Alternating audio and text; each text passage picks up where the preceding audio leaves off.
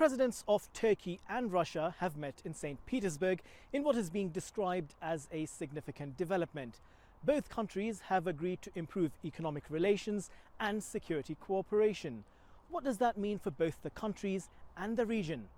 We talk to Turkey's Foreign Minister Mevlut Cavusoglu. You're watching TRT World, and this is One on One. Mr. Cavusoglu, thank you very much indeed for talking to TRT World. Now, the St. Petersburg visit is being looked as a significant development. What sort of impact should we expect on the economic relations between Turkey and Russia? It was indeed a historical visit. After the shooting down of the Russian aircraft, there was a kind of cutoff in our relations. We did our best to normalize the relations with Russia.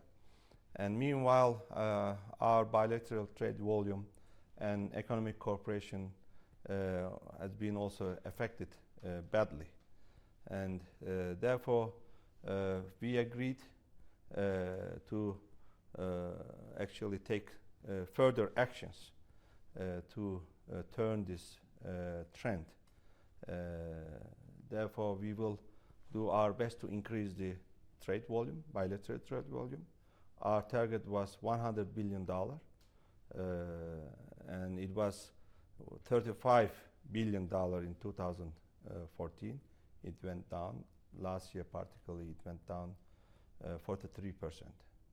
It was a huge decline. And then there are important projects between us and Russia's investments in Turkey, particularly in energy sector, including Akkuyu nuclear energy power station. And Turkish companies' investments in Russia are playing a crucial role in our economic cooperation. And there are many other areas that we will be working together. So that yesterday's visit actually was a kind of turning point, and it opened a new page in our relations. And both sides have the full determination and political will to normalize the relations, to go back to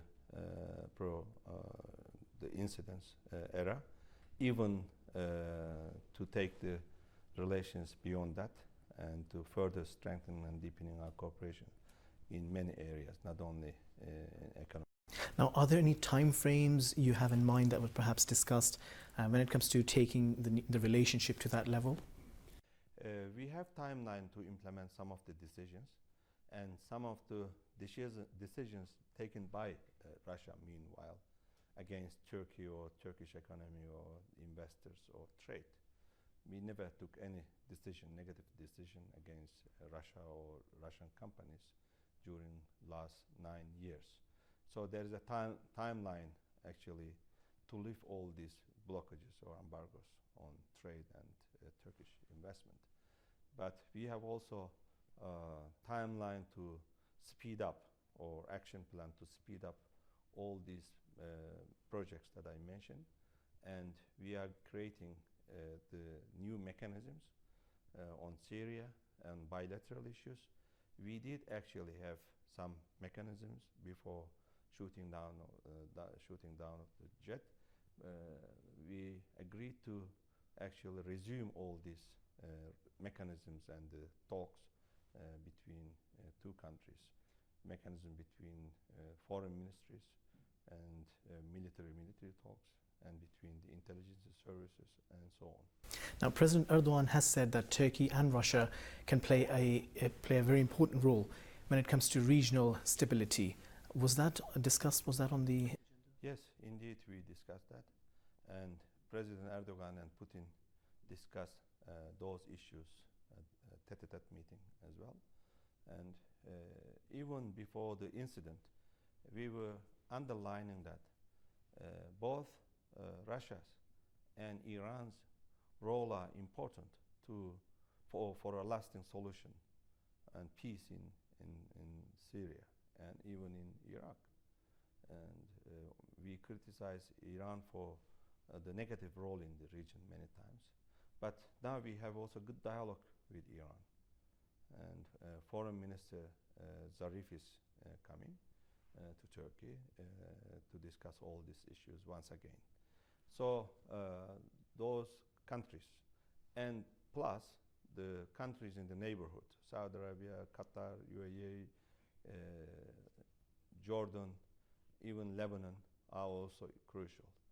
Uh, Particularly, Turkey and Russia play important role to bring stability and peace, and to enhance the cessation of the hostilities, and to deliver the humanitarian need in the areas that are under siege, and also political talks and political transition in Syria.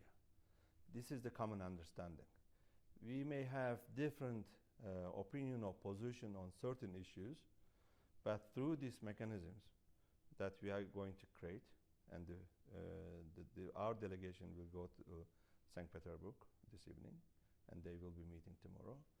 Through such mechanism, we will do our best, actually, not to raise tension, but rather to understand each other, and also to work together in specific areas like cessation of the hostilities, how to enhance the cessation of the hostilities, and also to separate the moderate opposition from the terrorist groups or radical groups.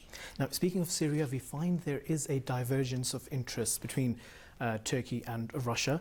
Turkey seems to have this humanitarian framework as well, which it values, whereas for Russia it seems that it's more about the sort of realpolitik considerations, power, illusion of a superpower and so forth. How are you optimistic that Turkey is going to be able to convince Russia on perhaps reviewing its position when it comes to Syria? I don't think we have any problem there, and we cannot say that Russia doesn't care about the humanitarian consequences of the situation, but they need also our advice or information that we are going to share with them regarding the civilians living in and around Aleppo. And regarding the moderate opposition, I think they should also get together to understand each other. I don't think the moderate opposition and the coalition and the opposition in Riyadh are against Russia. They are against what Russia is doing right now, and Russia is supporting the regime. But regarding the humanitarian issues, I think this mechanism will be focusing on that as well. Let's talk about Turkey-US relations. Turkey has been a very important frontline ally of the United States. It's been playing a very critical role. However, there is a growing feeling when you talk to ordinary people on the streets in Turkey, and even people in the corridors of power, there is this feeling that the United States, if not directly, it was perhaps somehow privy to the events of the 15th of July. How do you view that? Well, in the last 15 years,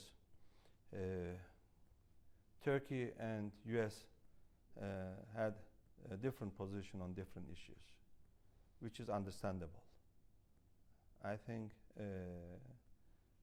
being an ally doesn't mean that you never disagree. Even in the family, you disagree on many issues with your wife, with your children, or with other countries. You can disagree, and we disagreed with Russia on many issues.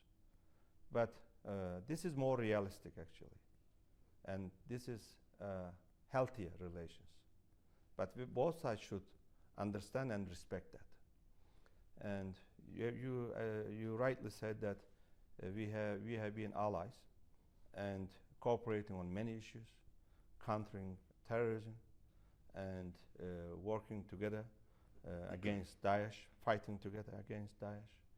And we are both of the most active allies of the NATO, and US has been supporting Turkey's EU membership tremendously, and has been an honest broker on this issue.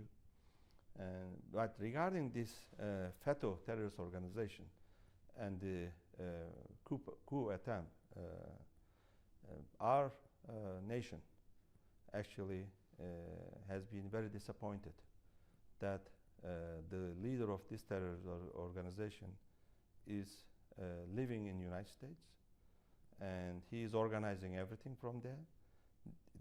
The coup attempt on 15th of July was not the first attempt of this group. You may recall 17th and 25th of December attempts of the same group, and also their attempts in 2012 targeting the Undersecretary of the Intelligence, and they wiretapped the talks in Oslo, and they released that, and they used this talks in Oslo against intelligence, but the target was the Erdogan again. So it was the last coup attempt was not the first or last attempt of this group. Therefore, still this man is living in the United States, and unfortunately, there is a worrying anti-America trend in Turkey, and we have been trying to explain this to our American allies, and we are not happy with this trend. Even when I say this, I get a lot of reaction from Turkish nation. That's why I am not happy with this trend. So I'm telling this to explain the feelings of the Turkish nation. Unless he is given back or extradited to Turkey, I think this feeling will not change. Just picking on that point you're making there, what we find quite interesting is that the present government has taken a very pragmatic approach to politics. But we find that President Erdogan in particular is often targeted by the West, and they often come up with this narrative that the present party, they link it to its past Islamist roots as such, despite the fact that this party has actually had a very economic-centric policy, and it's got support from cross-section of the society. Why do you think that is? Well, yes, we are Muslims, and Alhamdulillah, and Erdogan is also Muslim. And but he has been always against that religion is used in politics, and it was him actually asked for secularism in Egypt at Tahrir Square. Many of them were not happy to hear this, and it is Erdogan and his governments and his leadership that reformed this country in the last 15 years tremendously. And many Western countries and the organizations, including European Union and Council of Europe, defined this transition and the reform process as silent revolution in Turkey. It was Erdogan behind this reform. Now we are really disappointed and have difficulties to understand that Erdogan is defined as dictator or as a sultan. Yes, he's a strong leader, and nobody is hiding this, but he is a leader who is keeping his promises all the time. And Erdogan was disappointed many times that European Union and many Western colleagues of him never kept their promises. And Erdogan actually never hides his emotions, and he is a straightforward person, and he criticizes when he is needed, and he also tells directly to their faces. This is what Europe and the Western politicians and the countries don't like this. First, the media was organized very well. All media, from right, left, different political ideology, in Germany, in UK, and in some other countries. And they use the same language against Erdogan and against Turkey. And Turkey became a target, and this is also the reflection of the rising Islamophobic tendencies and racism. When I say this, they are very much disturbed, but this is true. This is true. You can see how the radical parties support and the seats in the national parliaments and the European Parliament and the Parliamentary Assembly of the Council of Europe has been actually increased in last 7-8 years. Therefore, these are the reflection of all these negative tendencies. And European leaders and the politicians, but particularly the media, should focus on this, which is undermining the values, the common values, not only European, we are also part of Europe, the common values like human rights, democracy, rule of law, and also undermining the democratic institutions in Europe, and also threatening the European institutions that were founded after the Second World War to unite Europe around the values, and European countries that those wars should never happen again, Second World War and the First World War and other tragedies in Europe. Therefore, there is a trend. They know Erdogan very well.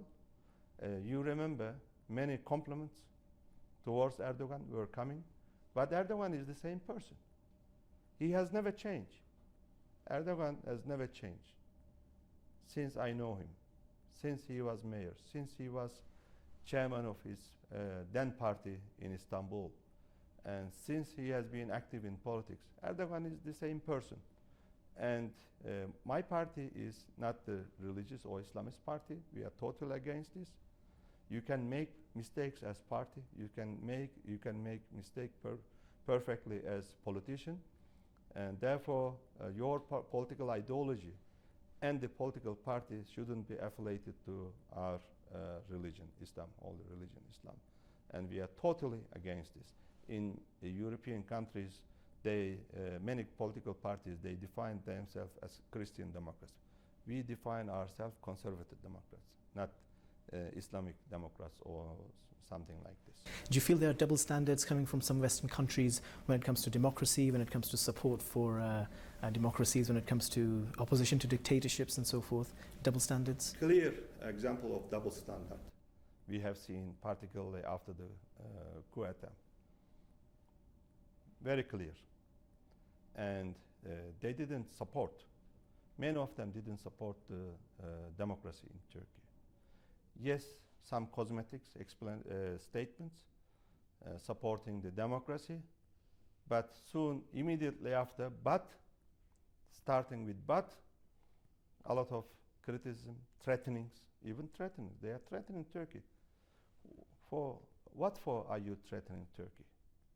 We are facing a very serious situation here, extraordinary situation in Turkey, and still we never give up the rule of law and human rights in Turkey. We did exactly what France did regarding the state of emergency and derogations to the Article 15 of the Convention. Nothing else, nothing more. And we are criticized. And we have been accused for actually oppressing the opposition, Erdogan particularly. I'm asking them, which opposition are you talking about? The main opposition party, he was at Yeni Kapı Square, and the second opposition party, the third opposition party, they all together actually condemned the coup attempt, and they signed the declaration at the Turkish parliament. And which opposition are you talking about? If you define the members of this terrorist organization as opposition, here the problem starts actually. It means that you are supporting the terrorist organization, you are supporting the plotters, coup plotters, and you are not fully supporting Turkish democracy and the Turkish nation. It is my nation who faced this coup attempt. It is not their nation who faced this attempt. It was my people, 240, who were killed brutally. And it was my nation that were shelled. It was my parliament that was shelled by these terrorists and the plotters. It was not them. There was one terrorist attack. I never underestimate the terrorist attacks anywhere. In Paris, the whole world gathered in Paris, including then our Prime Minister. And we have been facing this situation. We are trying to overcome this situation and passing through a very difficult time. And none of them came to Turkey. Only European Minister of UK from West so far, and the Secretary General of the Council of Europe. He wanted to come from the beginning, and we arranged the appointments later on after the High Military Council meeting and decisions. And he gave solid support to Turkish democracy. And Council of Europe is the organization of 47 European countries, including 28 EU member states. And this is the biggest organization in the Europe. And it actually defends the European values, human rights, democracy. This is the home of human rights, rule of law and democracy. And European Court of Human Rights also is the part of this organization. And I had 11 years in this organization. Therefore, I am very grateful to Jagland. And besides that, none of them came to Turkey. And that's why Carl Bildt criticized many European politicians. And they are trying to preach us from where they stay. And they are trying to give us democracy lessons.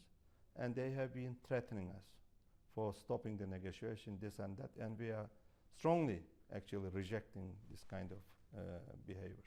Now, the US officials are saying that excuse me, a Turkish rear admiral has sought political asylum in the United States, and this is someone who Turkey had been investigating even before the coup for links to terrorist organizations. Do you think this could strain relations between the two allies? Well, we have been asking United States at the highest level to extradite that person even before the coup attempt. And President Erdogan directly spoke to President Obama several times on the phone and also face to face. And they were asking us to give the evidences or legal documents. Now we are giving the additional documents. And they all know that, everybody knows that it is him and his organization behind this coup attempt and terrorist attack in Turkey. And all these plotters actually are the evidence that they belong to this terrorist organization. Now, I don't want to talk on the worst scenario, but you ask me. We are expecting United States to extradite him, and their legal experts are coming. And then Minister of Justice is preparing the file on him, and we will going to take that report or evidences with us when we go to DC together. And we are expecting high-level visit from United States. At the end, if they don't actually extradite him to Turkey, our relations will be affected inevitably. This is not what this is not our desire. This is not what I prefer as foreign minister. But I am telling what could happen in that scenario. I mean, if they don't extradite Gülen to Turkey. And even now, you also described the feelings of Turkish nations towards United States, which is actually worrying. But if United States doesn't extradite him, I think the reactions of the Turkish nation will also grow. Therefore, the best solution is the full cooperation between two allies on this matter. Right. And finally, we find that when Turkey and Russia strengthen their relations, some quarters in the West are perhaps feeling a bit insecure. They're possibly viewing this as a zero-sum game and thinking that this is going to have an impact on the balance of power. What would be your message to them? These are the countries, actually, who were advising me personally to normalize the relations with Russia after the incident. It is really funny, strange, that the same countries, same colleagues are actually now not very happy, disappointed. Very interesting, very interesting. Before the incident, shooting down of the Russian aircraft, our relations with Russia was very good. As I said before, we disagreed on certain issues, particularly on Syria, on Crimea, for instance. But our cooperation was very good. So, was it a message towards West that time? No. And now it is not a message. It is not a game. Turkey can perfectly good relations with every country. Why I should worse relations or bad relations with any country? because it is against the principles of our foreign policy, first of all. And we never see our relations with Russia or China or Islamic world as an alternative to our European Union membership or West. Never. And we don't see it like this now either. So it is them who is making decisions. They think that they are boss, so they can decide on everything. They can give the advices. They can give the lessons. And they are the first-class countries, so they are not used to actually any response to their statements. But we have been trying to explain them. Turkey has changed a lot. So this is what they should understand very well. Mr. Cavusoglu, thank you very much indeed for talking to TRT World. Thank you.